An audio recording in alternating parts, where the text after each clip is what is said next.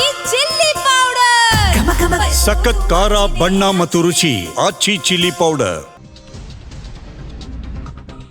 ಧರ್ಮಸ್ಥಳ ಕೇಸ್ನಲ್ಲಿ ಬುರ್ಡೆ ಗ್ಯಾಂಗ್ ಷಡ್ಯಂತ್ರ ಬಯಲಾಗಿರೋದು. Public TV ಇವತ್ತು ಬಿಗ್ ಎಕ್ಸ್ಕ್ಲೂಸಿವ್ ಆಗಿರುವಂತಹ ಸುದ್ದಿಯನ್ನ ಪ್ರಕಟಿಸಿದ ನಂತರ ಷಡ್ಯಂತ್ರಗಾರರು ಏನ ಮಾಡಿದ್ರು ಅನ್ನುವಂಥದ್ದು ಕೂಡ ಬಟಾಬಯಲಾಯಿತು. ತದನಂತರ ಪಬ್ಲಿಕ್ ಟಿವಿಗೆ ಶಾಸಕ ಬಸವನಗೌಡ ಪಾಟೀಲ್ ಯತ್ನಾಳ್ ಪ್ರತಿಕ್ರಿಯೆಯನ್ನ ಕೊಟ್ಟಿದ್ದಾರೆ.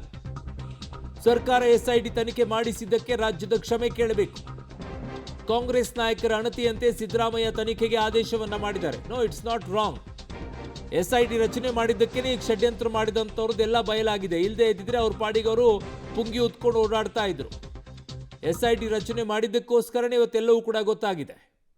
ನಮ್ಮದೇ ಶಾಸಕರಾದಂತಹ ಬಸವನಗೌಡ ಯತ್ನಾಳ್ ಅವರು ಇದ್ದಾರೆ, ಬನ್ನಿ ಮಾತನಾಡೋಣ. ಸರ್, ಧರ್ಮಸ್ಥಳದ ವಿಚಾರ ಬಂದಾಗ ನೀವು ಕೂಡ ಧ್ವನಿಯನ್ನು ಎತ್ತಿದ್ರಿ, ಇದೊಂದು ದೊಡ್ಡ ಮಟ್ಟದ ಷಡ್ಯಂತ್ರ ಅಂತ. ಈಗ ಎಸ್ಐಟಿ ಪ್ರಾಥಮಿಕ ತನಿಖೆಯಲ್ಲಿ ಹೌದು ಇದೊಂದು ಷಡ್ಯಂತ್ರ, ಒಂದು ಬುರುಡೆ ಗ್ಯಾಂಗ್ ಇದನ್ನು ಷಡ್ಯಂತ್ರ ಮಾಡಿ ಧರ್ಮಸ್ಥಳಕ್ಕೆ ಅಪಮಾನ ಮಾಡುವಂಥ ಪ್ರಕ್ರಿಯೆಗಳನ್ನು ಮಾಡಿದ್ದಾರೆ ಅನ್ನುವಂಥದ್ದು ಉಲ್ಲೇಖ ಆಗಿದೆ. ಈ ಬಗ್ಗೆ ನಿಮ್ಮ ಪ್ರತಿಕ್ರಿಯೆ?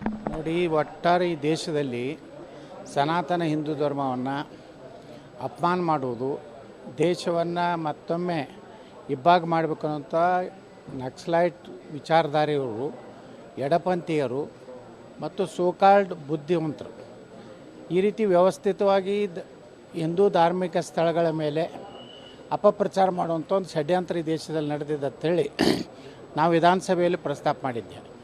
ಆವಾಗ ನಾನು ಹೇಳಿದ್ದೆ, ಏನು SIT ಅವರು ಈಗಾಗಲೇ ತನಿಖೆ ಮಾಡಿ ಎಷ್ಟೋ ಕಡೆ ಇಲ್ಲಿ ಶವ ಇದೆ ಅಲ್ಲಿ ಶವ ಇದೆ ಅಂದಾಗೆ ಸಮಸ್ಯೆ ಬಂದಿತ್ತು. ಈಗ ಅವನು ಒಪ್ಕೊಂಡು ಬಿಟ್ಟಿದ್ದಾನೆ, ಈ ಶವಗಳು ನನಗಿಟ್ಟು ದುಡ್ಡು ಕೊಟ್ಟಿದ್ರು, ಅದಕ್ಕೆ ನಾನು ಹೇಳ್ಕೊತ ಹೋದೆ ಅಂತೇಳಿ. ಅಂದರೆ ವ್ಯವಸ್ಥಿತವಾಗಿ ಇದು ಕಾಂಗ್ರೆಸ್ನ ಒಂದು ಹಿಂದೆ ಕೈ ಇದೆ, ರಾಹುಲ್ ಗಾಂಧಿ ಕೈನೂ ಇದರಲ್ಲಿದೆ. ಯಾಕಂದರೆ ರಾಹುಲ್ ಗಾಂಧಿ ಸೋನಿಯಾ ಗಾಂಧಿಗೆ ಸನಾತನ ಧರ್ಮವನ್ನು ಅಪಮಾನ ಮಾಡಬೇಕು, ಈ ದೇಶದಲ್ಲಿ ಸನಾತನ ಧರ್ಮದ ನಾಶ ಆಗಬೇಕು ಅನ್ನೋಂಥದ್ದು ಇವತ್ತೇನು ರಾಹುಲ್ ಗಾಂಧಿ ದೇಶ ವಿದೇಶಗಳಲ್ಲಿ ಅಪಪ್ರಚಾರ ಏನು ಮಾಡ್ತಾ ಇದ್ದಾರೆ, ಅದರ ಒಂದು ಪ್ರಯೋಗಶಾಲೆಯನ್ನು ಧರ್ಮಸ್ಥಳದ ಮಾಡಿದ್ದಾರೆ. ಸ್ವಾಮಿ ಅಯ್ಯಪ್ಪ ದೇವಸ್ಥಾನದಲ್ಲಿ ಮಾಡಿದ್ರು, ಶನಿ ಶಿಗ್ನಾಪುರದಲ್ಲಿ ಮಾಡಿದ್ರು. ಈ ಮೂರನೇ ಒಂದು ದೊಡ್ಡ ಧಾರ್ಮಿಕ ಸ್ಥಳ ಏನು ನಮ್ಮ ಧರ್ಮಸ್ಥಳವನ್ನು ಅಪಮಾನ ಮಾಡಬೇಕು. ಅದರ ಏನು ವೀರೇಂದ್ರ ಹೆಗ್ಗಡೆ ಅವರು ಇದ್ದಾರೆ, ಅವರನ್ನು ಒಂದು ಆರೋಪಿ ಸ್ಥಾನದಾಗ ನಿಲ್ಲಿಸಿ ಅವರನ್ನು ಒಂದು ರೀತಿ ಅಪಮಾನ ಮಾಡಬೇಕು ಅನ್ನೋಂಥ ವ್ಯವಸ್ಥಿತ ಸಂಚು ನಡೆದಿದೆ. ಇವತ್ತು ನಾನು SITಗೂ ಅಭಿನಂದನೆ ಸಲ್ಲಿಸ್ತೀನಿ. ಪಾರದರ್ಶಕವಾಗಿ ಇವತ್ತೇನು SIT ತನ್ನ ವರದಿಯನ್ನು ಕೊಟ್ಟಿದೆ. ಅದರಿಂದ ಇವತ್ತು ಧರ್ಮಸ್ಥಳದ ಮೇಲಿರುವಂಥ ಒಂದು ರೀತಿಯ ಅಪಪ್ರಚಾರ, ಒಂದು ವೃತ್ತಿಯ ಏನು ಒಂದು ಕೃತ್ಯ ಏನು ಮಾಡ್ಯಾರೆ ಅವ್ರಿಗೂ ಶಿಕ್ಷೆ ಆಗಬೇಕು.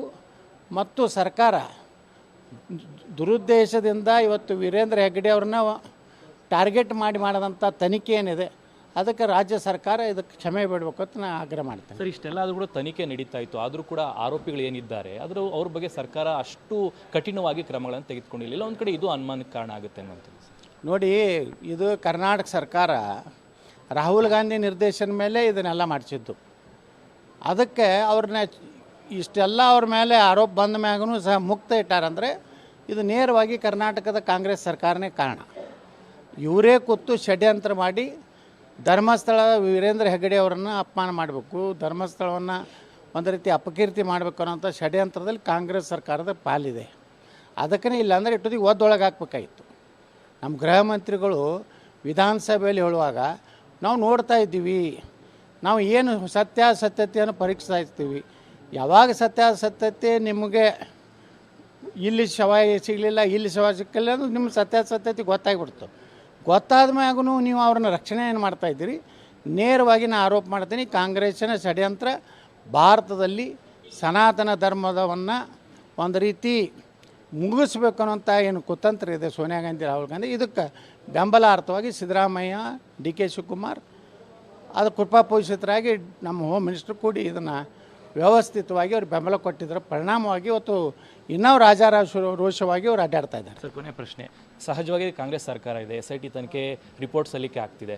ಸೊ ಕ್ರಮ ಆಗುತ್ತೆ ಅಂತ ಅನಿಸುತ್ತೆ, ಅದು ಇನ್ನೂ ದೊಡ್ಡ ಮಟ್ಟದ ತನಿಖೆ ಆಗಬೇಕು ಅನ್ನೋಂಥ ಆಗ್ರಹ ಏನಾದರೂ ಮಾಡ್ತೀವಿ? ಏನೋ ಅವ್ರು ಕ್ರಮ ಏನು ಮಾಡ್ತಾರೆ? ಅವ್ರು ಗೃಹ ಮಂತ್ರಿಗಳು ಗೊತ್ತಿಲ್ಲ ಅನ್ನೋದು ಬಿಟ್ಟರೆ ಏನೋ ಅವ್ರಿಗೇನೂ ಗೊತ್ತೂ ಇರೋದಿಲ್ಲ ಪಾಪ. ಅವ್ರು ತಿಳ್ಕೊಂಡು ಹೇಳ್ತೀನಿ ಕೇಳ್ಕೊಂಡು ಹೋಗ್ತೀನಿ ಅನ್ನೋದ್ರಾಗೇ ಈ ಸರ್ಕಾರ ಅವಧಿ ಮುಗೀತದೆ. ಮುಂದೆ ನಮ್ಮ ಸರ್ಕಾರ ಬರ್ತದೆ. ಇವ್ರು ಯಾರ್ಯಾರು ಇಂಥ ಕೃತ್ಯಗಳು ಮಾಡ್ಯಾರ, ದೇಶ ವಿರೋಧಿ ಕೆಲಸ ಯಾರು ಮಾಡ್ಯಾರ, ಹಿಂದೂ ಧರ್ಮದ ಮೇಲೆ ಸುಮ್ಮನೆ ಉತ್ಸವಗಳ ಮೇಲೆ ಕಲ್ಲು ಯಾರು ಹೋಗಿದ್ದಾರೆ ಅವರೆಲ್ಲನೂ ನಾವು ಅದನ್ನು ಎಲ್ಲ ಅವ್ರ ಕಡೆಯಿಂದ ಅದನ್ನು ಪೂರ್ತಿ ಟ್ಯಾಕ್ಸ್ ಸಮೇತ ಇಂಟ್ರೆಸ್ಟ್ ಸಮೇತ ತಗೋತೀವಿ. Thank you so much sir. ಇದಿಷ್ಟು ಯತ್ನಾಳ್ ಅವರ ಮಾತು. ಕ್ಯಾಮರಾಮನ್ ಗಣೇಶ್ ಜೊತೆ ಶ್ರೀನಿವಾಸರಾವ್, ಪಬ್ಲಿಕ್ ಟಿವಿ, ಬೆಳಗಾವಿ.